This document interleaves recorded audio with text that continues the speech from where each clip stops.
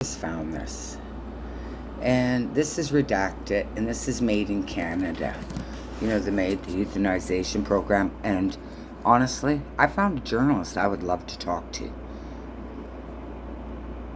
So here we Trudeau go. government in Canada loves to help in the assistance of suicide in that country. Of course, Canada leads the world in medically assisted suicide under their MAID program. Tens of thousands of Canadians have taken advantage of this program, and the government actively promotes this program. They team up with television networks to do fluffy pieces about how great it is to have the government assisting in suicide. Well, now the Canadian government is expanding the MAID program to include legally assisted suicide for drug addicts and people with mental disorders.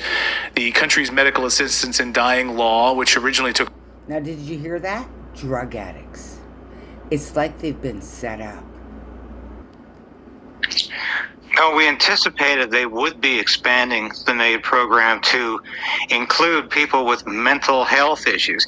They put it on hold for a year because there was so much documentation coming out about Canada being the #1 suicide destination in the world.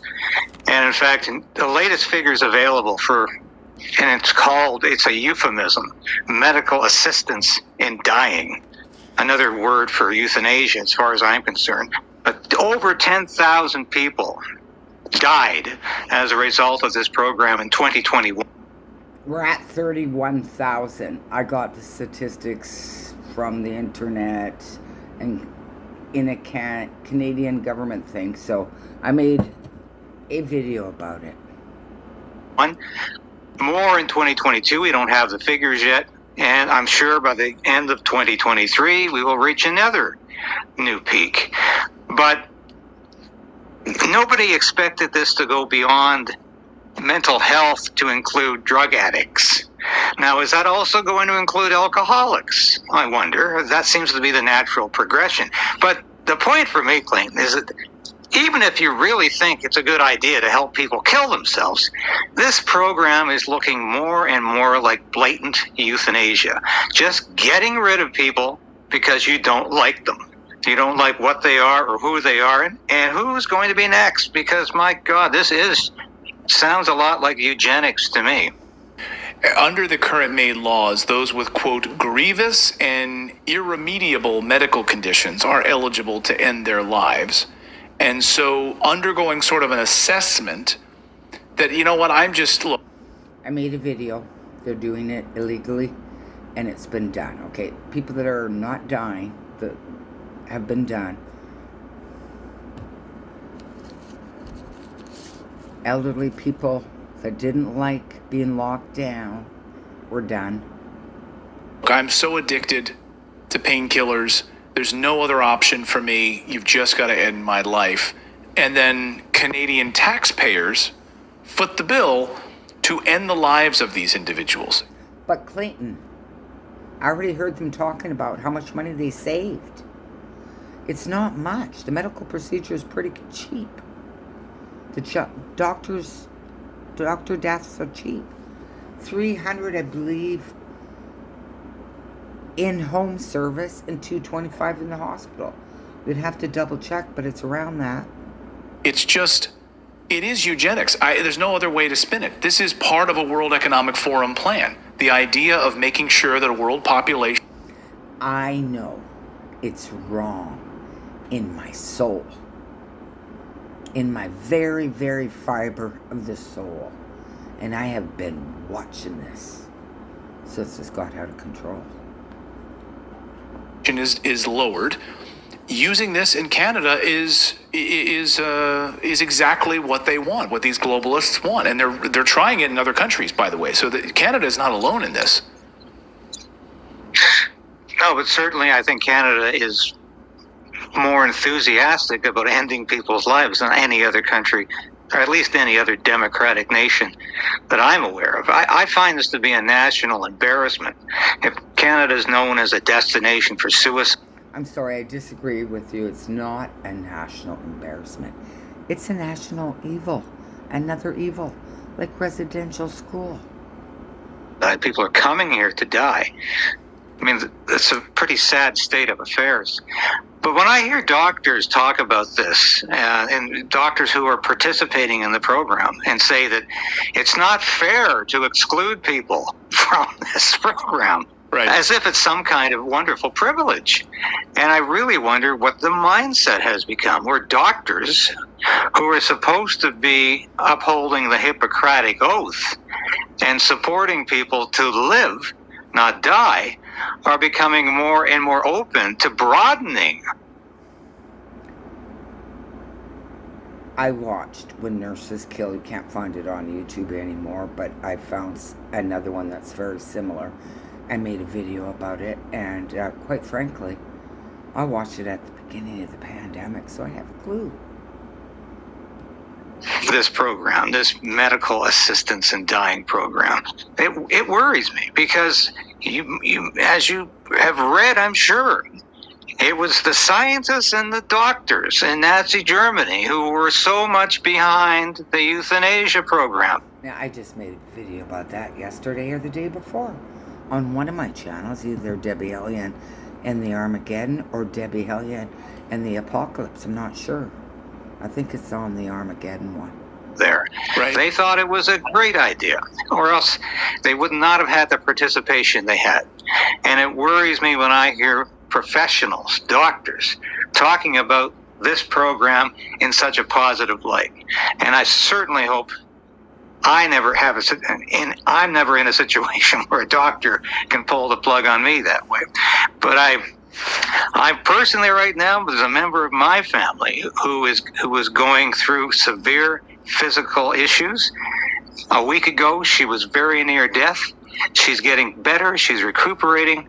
But thank God there is nobody around to say, well, we better just euthanize her because the prognosis doesn't look good today. And I'm 100% against any form of euthanasia. But certainly So am I. And I watched on a video, and I wished I could find it again, about they wanted someone to pull the plug on their daughter because they said she wasn't going to make it, and she made a recovery, and they made an interview in Canada. Yeah, you're not going to your daughter's not going to recover. It was really sad. The daughter was at the interview, and she cried when her mom told the story. I think she had some maybe IQ challenges, but she was really sweet. She was a human. She's a human with a soul. Program that She recovered 100%. joyfully talks about killing people like it's some kind of benefit. It's mystifying to me. And to me, it's part of the death cult that the Trudeau government celebrates. Whether it's unrestricted abortion on demand to the last trimester, or whether it's this kind of euthanasia. This is a celebration of death, and to me, it's completely foreign to what Canada has always been about, what Canada has fought for in 2 world wars, and what Canada should still be about. But obviously, Justin Trudeau is not about, and has no intention of being that way. Is there a pushback? I mean, this is transhumanism. This is eugenics. The eugenics. I'm pushing back. And I won't allow any pro-euthanization comments, period. If you don't know it's wrong, I'm sorry for you. But I do. So do these people. Program that people thought ended sort of after World War II. We wouldn't know about it. It's as Whitney Webb, a journalist on our show, has articulated very well, that the eugenics program never went away. It's just evolved. It's under a different name.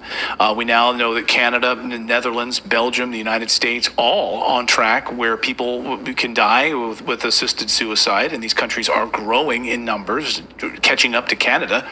The Netherlands is catching up to Canada with assisted suicide. So all over the Western-backed, World Economic Forum-backed world has these ties to this Nazi plan to basically to end people's lives here. Is there pushback on the conservative side in Parliament against this, and maybe a move by the Canadian government to try to end this? Well, there was a private member's bill before the House of Commons right now, sponsored by Ed Fast. He's a Conservative member of Parliament from Abbotsford, British Columbia.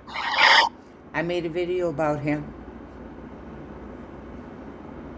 And he decided that the only way to counteract this program was not to suggest the Liberals are going to end it. He knows that. But could the Liberals at least agree to not include the mentally ill? Because that's just plain irresponsible. How can somebody who's mentally ill make a determination about whether they want to live or die? Because it's just irresponsible. And the Liberals are refusing to support that private member's bill because they're quite serious about going forth with this. And not only to just say people who are mentally ill, but they're going to include people with addictions in this. And that's highly troublesome. But you know really what is ironic about this and hypocritical is that this Trudeau government has been pushing supervised injection sites all across Canada for the last decade, where people can legally shoot up heroin and other illegal drugs in a so-called safe setting. This has all been part of the harm reduction program. So while the Trudeau government says it's okay now for people with drug addictions to end their lives, they are creating addictions. They are creating more addictions by making it easier, by facilitating drug access. And they're giving away free drugs on the streets in places like Vancouver and Toronto. They're giving away free drugs. They're creating addiction problems. So a lot of the harm reduction people who say, well, you know, we want addicts to have safe access to drugs, even they are saying, well, this really isn't harm reduction at all. But perhaps that's where this Trudeau government's going. They really don't want anyone to go through less harm. They want to induce harm. And as far as I'm concerned, there's no safe level of ingesting heroin. There's no safe supervised injection site. They're all unsafe. Wow.